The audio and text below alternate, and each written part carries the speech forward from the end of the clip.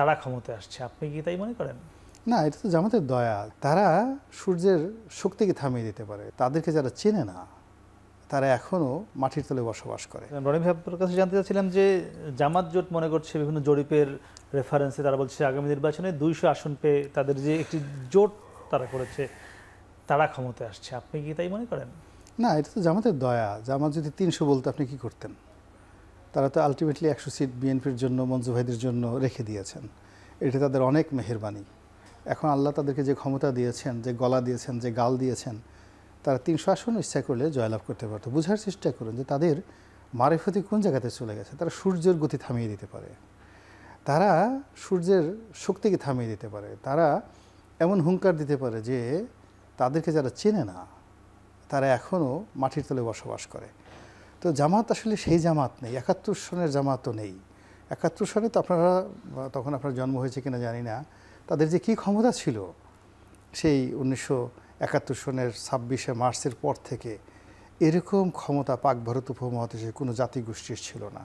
তো সেই ক্ষমতাটা আবার কিছুদিন তাদের বিভিন্ন সময়টাতে বাড়ছে, কমছে, আবার এখন ওই ক্ষমতাটা 71-এর চেয়ে বেশি হয়ে গেছে এখন।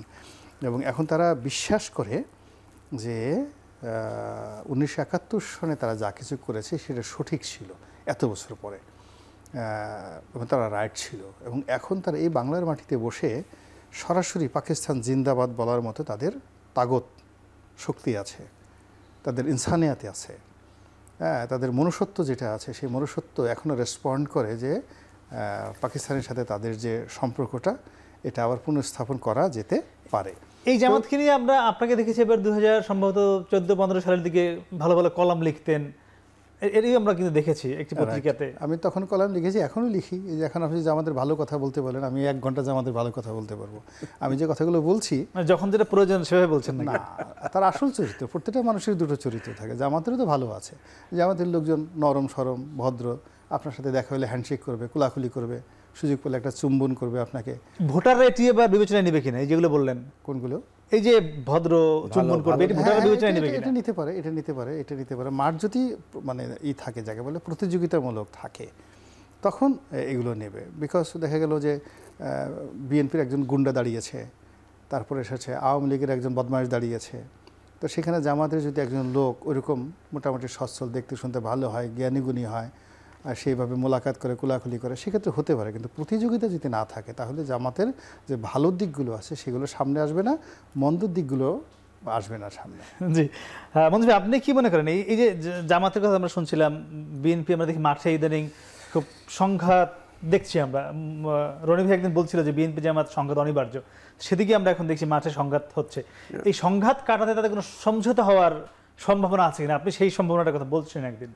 না, আমি বলেছিলাম যে এরকম একটা গণ অভ্যুত্থানের পরে যেহেতু রাষ্ট্রের পরিস্থিতিটা ভোলাটাইল থাকে, নানা রকমের সিচুয়েশন থাকে, সেই অবস্থায় এ ধরনের একটা ইলেকশনকে একটা সমঝোতামূলক নির্বাচন করা যায় কি না, অনেকে এটা নিয়ে খুব সমালোচনাও করেছেন আমার এই প্রস্তাবের ব্যাপারে। আচ্ছা, ওই সমঝোতার বাইরে কি? সমঝোতার বাইরে হচ্ছে সংঘাত সংঘর্ষ। তো সংঘাত সংঘর্ষ তো আমাদের পুরো নির্বাচনটাকেই ভণ্ডুল করে দিতে পারে, আমি যেটা আশঙ্কা করছি।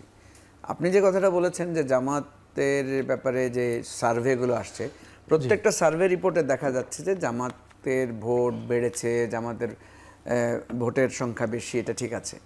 কিন্তু সেই সার্ভে রিপোর্ট কি বলছে? সার্ভে রিপোর্ট দেখেন, আমি যতগুলো সার্ভে রিপোর্ট দেখেছি সেখানে বিএনপি কিন্তু এগিয়ে আছে, দেন জামাত, দেন কোথাও কোথাও আওয়ামী লীগ, দেন এনসিপি বা আদার্স অন্যান্যদের কথা বলা হয়েছে। তো আমাদের এখানে ভোটিং সিস্টেমটাতে first past the post. First past the পোস্টের নিয়ম কি? ফার্স্ট পাস দি পোস্টের নিয়ম হচ্ছে কেউ যদি 21 ভাগ ভোট পায় আর প্রতিদ্বন্দ্বী যদি 20 ভাগ ভোট পায়, নির্বাচিত হবে কে? নির্বাচিত যে 21 ভাগ ভোট পায় সেই তো নির্বাচিত হবে। সুতরাং এই ফার্স্ট পাস দি পোস্ট সিস্টেমে এই যতগুলো জরিপ আসছে সব জরিপে দেখা যাচ্ছে বিএনপি এগিয়ে আছে। সুতরাং ফার্স্ট পাস দি পোস্টে বেনিফিটটা বিএনপি পাবে। এটা যদি পিআর সিস্টেমও হতো তাহলে জামাত অনেক বেশি বেনিফিট পেত। এটা একটা ইস্যু।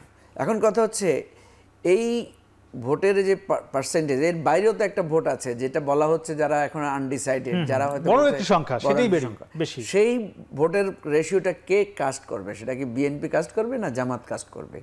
এই জন্য আমরা বলছি আমরা তৃতীয় পক্ষ, আমরা একটা নির্বাচনের আইডিয়াটা আমরা প্লেস করেছিলাম। তো আমি যেটা মনে করি যে জামাতের যে এই গ্রহণযোগ্যতাটা তৈরি হওয়ার পিছনে জামাতের যত না অবদান আছে তার চাইতে বেশি অবদান হচ্ছে বিএনপির। বিএনপির কেন বলছি আমি এই জায়গায়, বিএনপি বিভিন্ন জায়গায় তার প্রভাব বিস্তার নানা ফেনোমেননগুলো তৈরি হতে মানুষের মধ্যে একটা শঙ্কা তৈরি হয়েছে। সমঝোতা হবে কিনা শেষ মুহূর্তে এবং গিয়ে? একটা আওয়াজ আমি প্রচুর দেখতে পাচ্ছি যেখানে মানুষ বলছে যে বিএনপি তো দেখলাম, আওয়ামী লীগ দেখলাম, এবার নতুন কিছু দেখি, এই ধরনের একটা কথা। সবকিছু মিলে সমঝোতা হোক, আমরা সংঘাত না হোক, আমরা সেই প্রত্যাশা করি মঞ্জু ভাই। জি, গোলাম মোল্লা রনি এবং মজিবুর রহমান মঞ্জু, আপনাদের দুজনকে অসংখ্য ধন্যবাদ। কথা বলছিলাম দুজন শীর্ষ রাজনীতিবিদদের সঙ্গে, তারা একটি বিষয়ে একমত হয়েছেন যে সংঘাত না হোক, আগামী নির্বাচনকে সামনে রেখে সমঝোতা কিংবা একটা সুষ্ঠু নির্বাচন হয়ে মানুষ তার আসল প্রার্থী বা তার জনপ্রতিনিধিকে খুঁজে নিক।